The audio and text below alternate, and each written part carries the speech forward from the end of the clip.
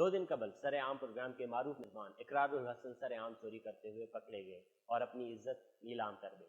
سالہ سال سے جول سازوں کی 2 نمبریاں بے نقاب کرنے والے آج خود جول سازی اور 2 نمبری کرتے رنگے ہاتھوں پکڑے گئے۔ اقرار الحسن کی خوبصورت شاعری کا عنوان دے کر اس نے ایک ویڈیو اپنے یوٹیوب چینل پر ڈالی جو دراصل صدارتی ایوارڈ یافتہ شاعر ڈاکٹر جواز جعفری کی شاعری۔ کسی بھی تخلیق کار کے لیے اس کی تخلیق اس کے اولاد کے جیسے ہوتی اور کسی کی شاعری یا تخلیق چرانا اس شاعر یا تخلیق کار سے اس کی اولاد چرانے کے برابر ہوتا ہے، لیکن اس دکھ اور تکلیف کا احساس اقرار الحسن جیسے چوروں کو نہیں ہوتا جو خود تخلیق کے قرب سے نہ گزرے۔ سعادت حسن منٹو سے جب کسی صحافی نے پوچھا تھا کہ آپ کو اپنے افسانوں میں سے کون سا افسانہ سب سے زیادہ پسند ہے، تو ان کا جواب تھا کہ میرے افسانے میرے بچوں کی طرح ہے، مجھے سبھی پیارے ہیں۔ اسی شاعری کی وجہ سے فیض احمد فیض اور احمد فراز کو جلاوطنی کی زندگی گزارنا پڑی۔ ہمارے معاشرے کا المیہ یہ ہے کہ ہم اپنے تخلیق کاروں کی قدر نہیں جانتے۔ ہمارے ہاں شاعری، افسانہ، فلسفہ، فنون ادب کو وقت کا ضیاع سمجھا جاتا ہے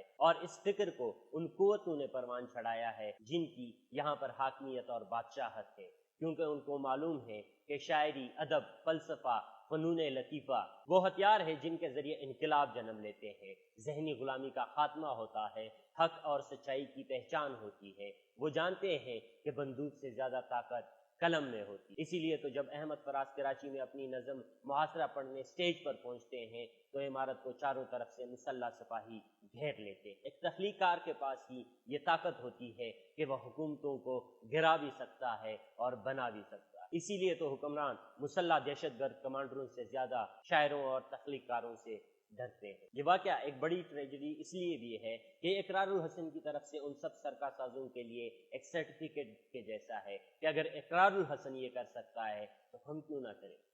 اردو ادب میں سرکہ سازی کی روایت بہت پرانی ہے۔ لوگ دوسرے شعراء کا کلام اپنے نام سے منسوب کر لیتے ہیں اور خود کو شاعر کہنے لگ جاتے ہیں، اور اس ڈیجیٹل دور میں کاپی پیسٹ نے تو یہ کام اور بھی آسان کر۔ بائیں بازو کے ہمارے ایک سینئر اور بہت ہی خوبصورت شاعر عابد حسین عابد کی شاعری کے ساتھ بھی آج کل یہی کچھ ہو رہا ہے۔ لوگ ان کی نظمیں اور اشعار اٹھا کر اپنے ناموں سے منسوب کر رہے ہیں، جو کہ بہت بڑی زیادتی ہے۔ اقرار الحسن نے جن کی شاعری پر سر عام ڈاکہ ڈالا ہے وہ عالمی سطح پر اس عہد کے نامور جنگ مخالف شاعر ڈاکٹر جواز جعفری ہے، جو انسانی حقوق کے لیے صدارتی ایوارڈ یافتہ ہونے کے ساتھ ساتھ عالمی امن کے سفیر بھی۔ وہ جنگ، اسلحہ اور بدامنی کے خلاف عالمی سطح پر ایک توانا آواز۔ ڈاکٹر جواز جعفری درجن بھر سے زائد شعری اور ادبی کتابوں کے مصنف۔ ان کی کتابوں کے تراجم دنیا کی کئی زبانوں میں ہو چکے ہیں۔ ان کے تعارف کے لیے ان کی نظموں کی میری منتخب کی ہوئی یہ کچھ لائنیں ہی کافی ہیں۔ مجھے ایک المیے کا سامنا ہے، مجھے ایک المیے کا سامنا ہے، میرے شہروں میں صرف دھماکوں کے دن منائے جاتے ہیں۔ ہیروشیما تباہی کے بعد تیری مٹی میں کھلنے والا پہلا پھول مجھے موت پر زندگی کے غالب آنے کی کہانی سناتا ہے۔ مجھے تم سے کچھ نہیں کہنا، میری نظمیں ہی میری وصیت ہے۔ کاش میں آزاد پنچھی ہوتا جسے ایک آسمان سے دوسرے آسمان تک پرواز کے لیے کسی پاسپورٹ کی ضرورت نہیں ہوتی۔ جنوبی ایشیا کی زندگی بخش عورتوں، تم جنگ سے نفرت کرنا سیکھو کہ جنگ تمہارے سہاگ اور ممتا سے حسد کرتی ہے۔ میرے ایشیا میں جنگ کے عہد کا باشندہ ہوں اور اپنے انسان ہونے پر شرمندہ ہوں۔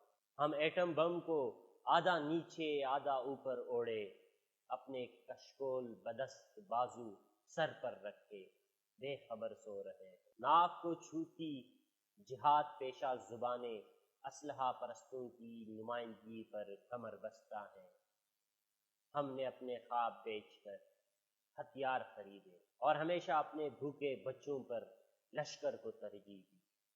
سب موت کے طرفدار ہیں۔ فٹ پاتھ کے شہر میں سب گھر خدا کے ہیں اور ہر گھر کے دروازے پر نفرت کی سیاہی سے ایک عبارت لکھی ہے، یہاں صرف ایک مخصوص فرقے کے لوگ عبادت کر سکتے ہیں۔ میرے شہروں پر اجتماعی قبریں یلغار کرنے والی ہیں، آؤ جنگوں کے خلاف سڑکوں پر رقص کریں، میری پہچان امن کے گیت ہے۔ میں اپنے خواب اپنے بچوں کی آنکھوں میں کاشت کر رہا ہوں، مجھے امن کی زندگی اور فطری موت کی آرزو ہے۔ اس سے پہلے کہ ہتھیار ہمیں ٹھکانے لگائیں، آؤ ہتھیاروں کو ٹھکانے لگائیں۔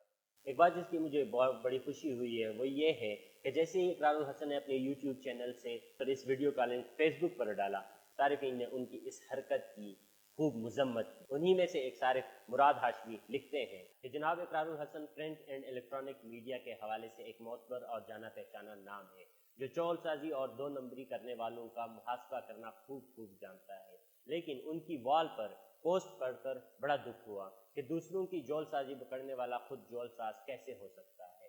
یعنی ان کی فیس بک آئی ڈی کی وال پر آویزان نظم ہم تمہیں مفت میں مل گئے ہیں، جو کہ لاہور سے تعلق رکھنے والے معروف صدارتی ایوارڈ یافتہ شاعر ڈاکٹر جواد جعفری کی ہے، لیکن کمال ڈھیٹ پن کا مظاہرہ کرتے ہوئے یہ نظم جو ہم عرصہ دراز سے ڈاکٹر جواد جعفری کی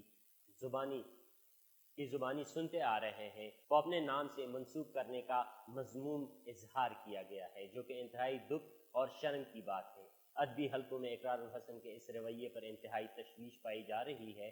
ہم اقرار الحسن سے گزارش کرتے ہیں کہ وہ اپنی حیثیت کا پاس کرتے ہوئے ان مذموم رویے پر نظر ثانی فرما کر نہ صرف ادبی حلقوں بلکہ ڈاکٹر جواد جعفری کی فنی ادبی شخصیت پر بھی رحم کریں۔ نظم کی چوری سے بڑھ کر زیادہ افسوس اور دکھ کی بات یہ ہے کہ اقرار الحسن ابھی بھی اسی ڈھٹائی سے اور ڈھیٹ پن سے ابھی تک چپ ہیں، اور ابھی تک انہوں نے ڈاکٹر جواد جعفری سے اس بارے میں معافی نہیں مانگی، حالانکہ ان کو میڈیا پر آ کر اپنی پوزیشن واضح کرنی چاہیے تھی، جو کہ وہ ابھی تک نہیں کر سکے۔ ہمیں امید ہے کہ اقرار الحسن جلد ہی میڈیا پر آ کر یا اپنے یوٹیوب چینل کے ذریعے یا اپنے فیس بک پیج کے ذریعے ڈاکٹر جواد جعفری سے معافی مانگیں گے، اور اس کے علاوہ باقی جتنے بھی شعراء اور ادبی حلقے کے لوگوں کو اقرار الحسن کی اس حرکت سے جو تکلیف پہنچی ہے وہ ان سب سے معافی مانگیں گے، تاکہ سرکش سازی کی یہ جو روایت ہے یہ یہیں پہ ختم ہو اور اس کو اور تقویت نہ ملے۔